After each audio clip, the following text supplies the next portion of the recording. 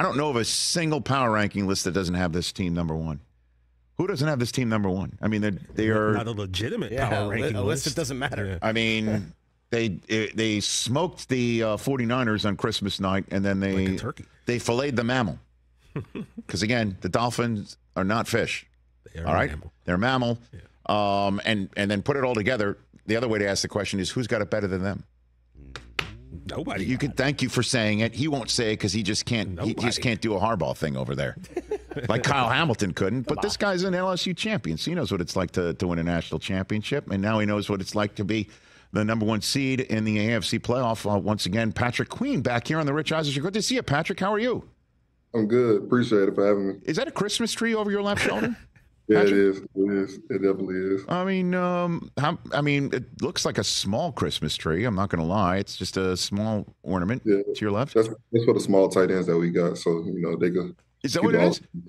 Is that Isaiah Likely's tree? Is that what you're saying?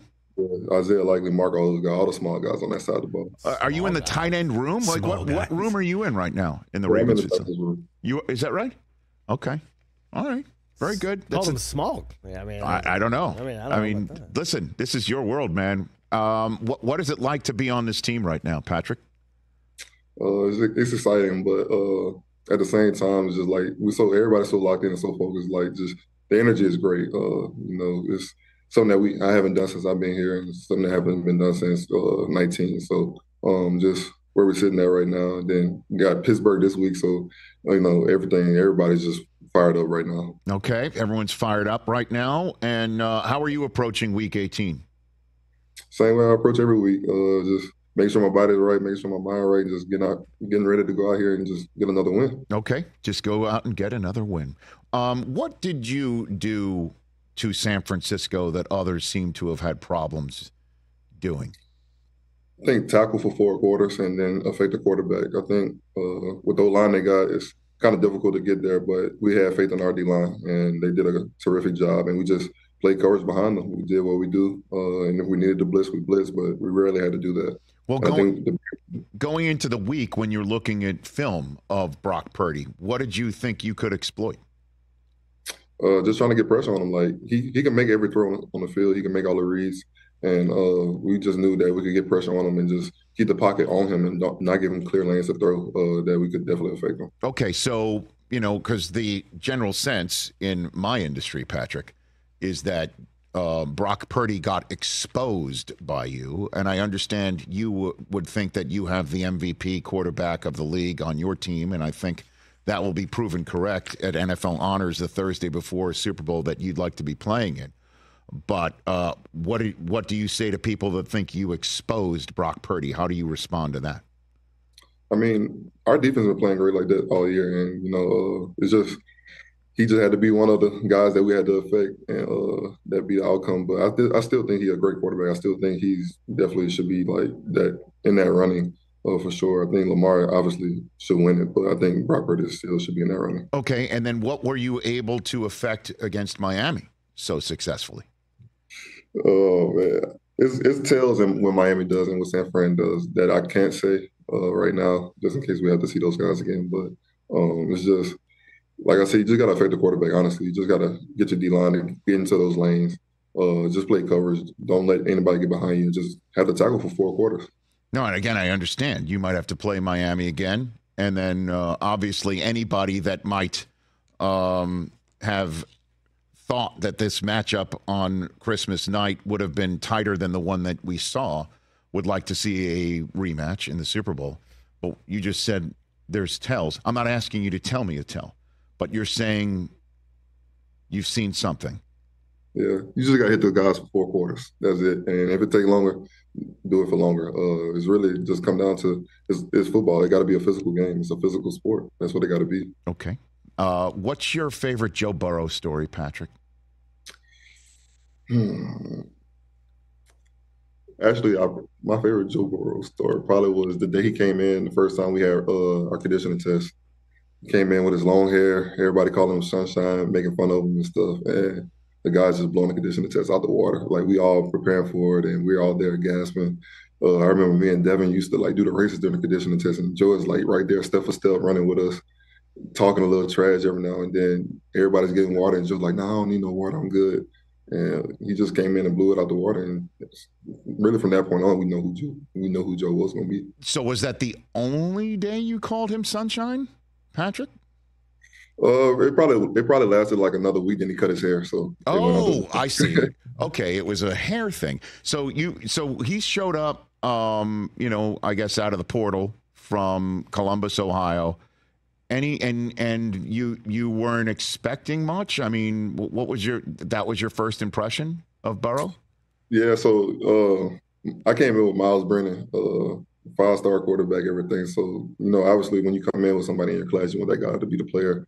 And you hear about Joe coming from Ohio State and stuff, and it's like it's gonna be this quarterback competition. And it's like, well, I want my guy to win. But then the way Joe came in, he took over everything, honestly. He did. And so was there, outside of the conditioning moment, a moment on the field of that national championship season where you thought to yourself, this guy is something else? Yeah, I think maybe it was the Florida game, and it was going back and forth, back and forth. Halftime, we go in. I think they're up by 7 or tied, one or the other.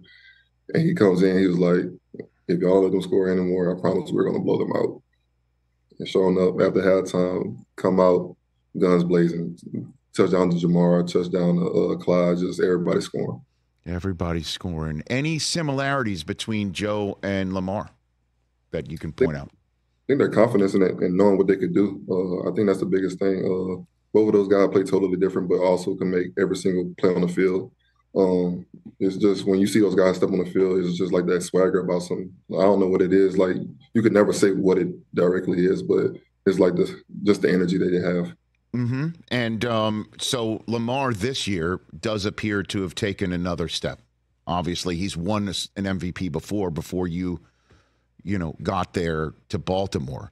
So you don't have that frame of reference of what he looked like that season to this one. I understand that, but you are a linebacker of note for a defensive unit that is balling out. So what have you seen differently from, say, maybe even last year or the previous 2 years to this year with your quarterback, Patrick? I think he just got complete control of the offense and knowing everything about the offense and knowing what he can do and what he can't do.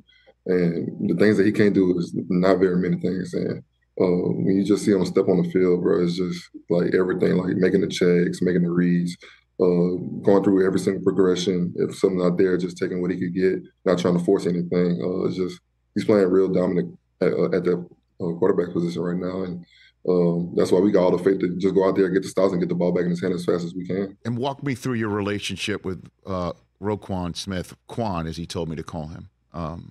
What about you and Quan? Next time you talk to him, call him Rohan. Rohan. Let me write that down. Okay. What will happen to me if I call him Rohan, Patrick? Give me a full heads up, please. Nothing's going to happen to you. He might get a little hot, but nothing will happen. He might get a little hot. Might get a little hot. Let me make a note of that. Okay. So Quan and Queen, Q squared. What's your relationship with him? Great guy. He's actually like lives right beside of me. He's just a force. He always got some jokes every single day. He come into the facility, he got a new joke that we swear he gets from like a movie or something that you go home and watch. But he claimed he doesn't. He claimed he just got that much knowledge upstairs, and we all highly doubt that. But a great guy, great leader, fierce competitor. He just got that switch. As soon as he steps on the field, he's a whole different person. So it's somebody that I highly respect and I highly love. What do you mean he's a totally different person? In the facility, he's joking 24/7.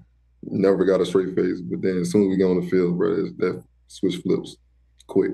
Any of the jokes are safe for work? Can you tell me them? One of the jokes? No, can't.